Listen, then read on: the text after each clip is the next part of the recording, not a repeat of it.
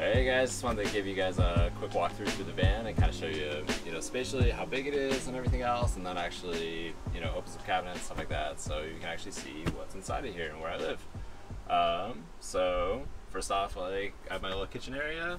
So we did some live edge. This is red cedar that we picked up locally, and it was all milled and sanded, and we did some monocoat on it. We did some epoxy urethane dyed fills on any kind of cracks and knots and stuff like that. So love this, and we've got the same thing over here on the sink top.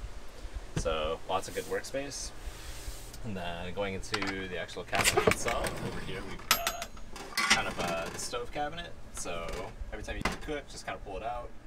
I thought it would be more efficient this way, so you can kind of double down and have the workspace for anything else that you need to do and put it away, and then kind of just double up and work a little bit more efficiently that way.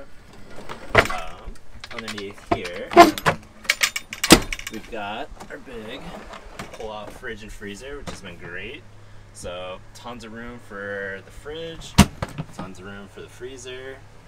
What's really nice about this one is that it is dual zone, so I can control the temperatures independently.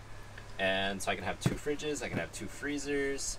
It's all 12 volt, and the other cool thing is that it is totally Wi-Fi, so I can actually just connect to it with my phone and check up on it and make sure everything's going well. And just four decent sized pull-out drawers. Everybody's got to have a junk drawer. Other drawer, just cooking utensils. All my canned goods and good snacks. And down here, we got pressure cooker, got my big blenders. We got our upper cabinets.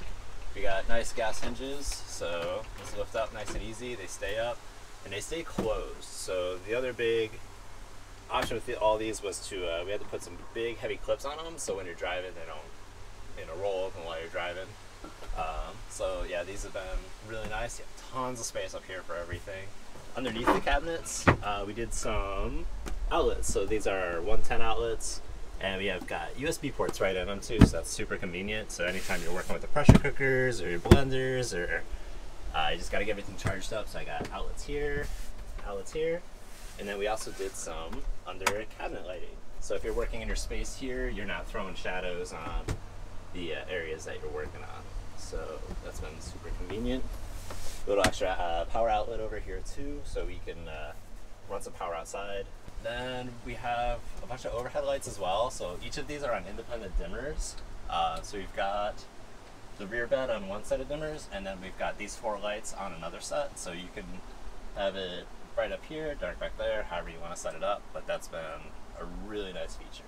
We rolled cedar all the way around, so it smells really nice in here. It's super lightweight, so you're not weighted down with a bunch of wood. And our sink. So our sink is a pretty cool little feature that we did. We've got filtered water and unfiltered water. So you get a lot of pressure out here. What's nice about this is that walk outside, you got your little rinse shower if you need to, and come underneath here. Clean water tank and our gray water tank. So nothing gets dumped out from underneath the van. And I've got two of these reservoirs, so you can kind of pull and pick them as you go, and they're just super easy, quick disconnects. And everything is set up to a electric water pump that's 12 volts as well. So that's been really nice. And over here we actually have a switch for the pump as well, so we can turn that on and off as we need to. So coming over to the little dining area, grab a seat. This, I never figured out what kind of wood this was, but picked up this slab. It's been absolutely beautiful. It's perfect for just two people having breakfast, having lunch, having dinner. It's a nice little workspace to be able to just throw your computer and work for a little bit too. We did like a really nice fluorescent blue epoxy inlay with all these cracks. Underneath the seat, we've got a nice little closet area. So that's just all my clothes, blankets, anything else. And on this side, we have the vital toilet. So it's a super easy two-part toilet. It's a separator, so you get liquids and solids. Just nice to have for emergencies, just in case. Little inside tour. It's just like a bagged kind of bucket. And then underneath here, we've got like a 1 gallon reservoir for liquids. And then there's some extra storage space on the side for any kind of cleaning utensils or whatever you need to throw down there. The bed's a full-size bed, so I'm a 6'2" tall person. I sit up here really nice and comfortably, and I get pretty good. So I can pretty much go head to toe. I'm more of a side sleeper, so I'm kind of always sleeping on my side, but you can definitely, if you're really tall, sleep diagonally. You get tons of room. Not too bad with 2 people in here ever either. So some other features that we got in here too is above you we have our Dometic fan. It's all remote controlled. So the fan, we get like a lot of nice airflow through here too. It's nice, it's reversible, so you can either bring cool air in at night, you can push hot air out during the day or when you're cooking. And it's got a rain sensor in it too, and it's actually got, it's set to a thermostat too, so you can set it for however you want. What's nice too is you can turn the rain sensor off, so you have the option to, even if it is raining lightly outside, sometimes it's nice to still, you know, have a fan going in here or something like that, just to get a little humid. The power inverter is actually remote controlled as well, which is really nice. I just have it hanging next to the bed.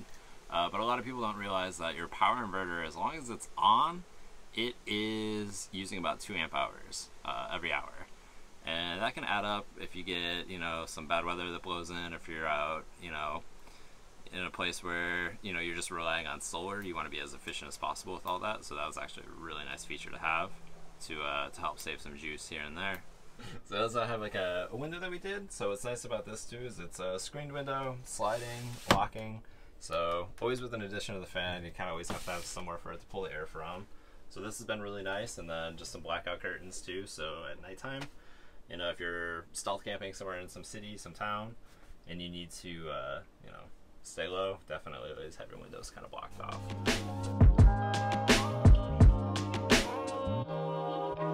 Ryan Little.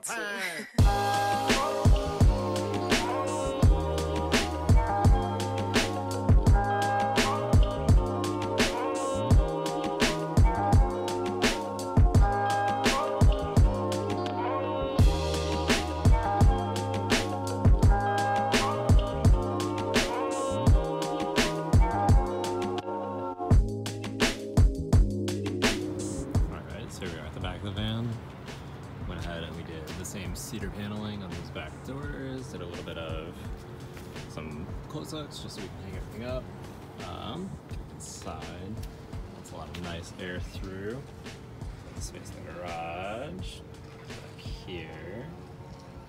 And did some drapes on a dowel, so if it's ever really windy or really sunny, you want to block the sun out, but still have your doors open, that's really nice. And same thing over here, a little coat hanger with same cedar paneling. And finished everything off really nice. So tons of space. And then we went ahead and put a little light switch back here too. So whenever you're trying to reach anything back there, you always have a light so you can see what you're doing.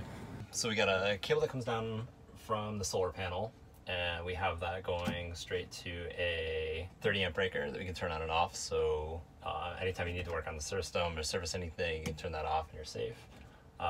Then from there, we're going straight into the solar charger. So 40 amp, awesome solar charger, tons of data. And what's nice is that everything's on Bluetooth, so you can review everything on your phone and see exactly what your electrical status is up to. From there, we're gonna go straight into the batteries, but we have it going into another breaker. So just extra to be safe, so we can kill all the power again if we ever need to work on anything. And then to the batteries, we've got 4 6 amp, 220 amp hour batteries that are wired in series and parallel, so that gives us 12 volts at 440 amp hours. From the batteries, then we're going into our 2000 watt inverter.